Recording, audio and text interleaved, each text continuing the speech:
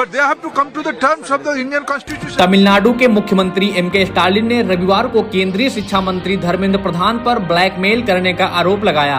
उन्होंने कहा कि केंद्रीय शिक्षा मंत्री ने कथित तौर पर यह रुख अपनाया है कि जब तक तमिलनाडु राष्ट्रीय शिक्षा नीति (NEP) और 3 भाषा फार्मूले को स्वीकार नहीं कर लेता, तब तक उसे केंद्र सरकार की तरफ से कोई फंड नहीं दिया जाएगा।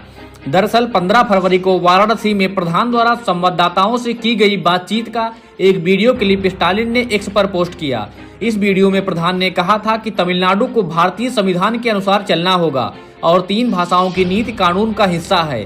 शिक्षा मंत्री के इस कथित बयान पर आरोप लगाते हुए कि जब तक तमिलनाडु 3 भाषाओं की नीति को स्वीकार नहीं करता, तब तक राज्य को केंद्र से शिक्षा संबंधित फंड नहीं मिलेगा। तमिलनाडु के मुख्यमंत्री ने इसे अस्वीकार बताया और कहा कि तमिल लोग इसे सहन नहीं करेंगे।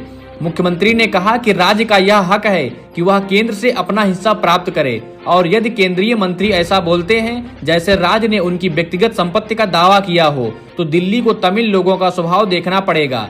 इसके अलावा स्टालिन ने धर्मेंद्र प्रधान से यह स्पष्ट करने को कहा है कि कौन सा संवैधानिक प्रावधान 3 भाषाओं की नीति को अनिवार्य बनाता है, जिसमें अंग्रेजी संबंधित क्षेत्रीय भाषा और हिंदी शामिल है।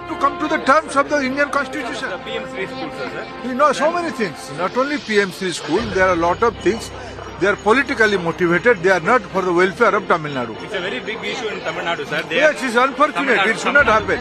It should not, because they are politically motivated. They are doing mischief.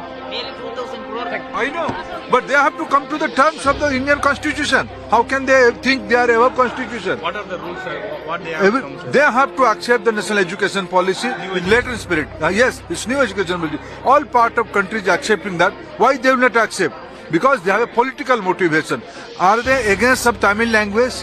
NEP is saying the local language will be the primary language of NEP. Are they opposing that? They are confused people. Through their own political interest, they are creating this kind of confusion. But new education policy is saying that we must accept 3 languages. Yes, it is there in Tamil But Nadu. In Tamil Nadu, for your information, in Tamil Nadu, central school are functioning. Young students of Tamil Nadu are good at 3 language formula. Why they will debar them from the 3 language formula? Country is changing, entire globe is changing. Why they will debar? What is wrong with that? Bureau report, star news.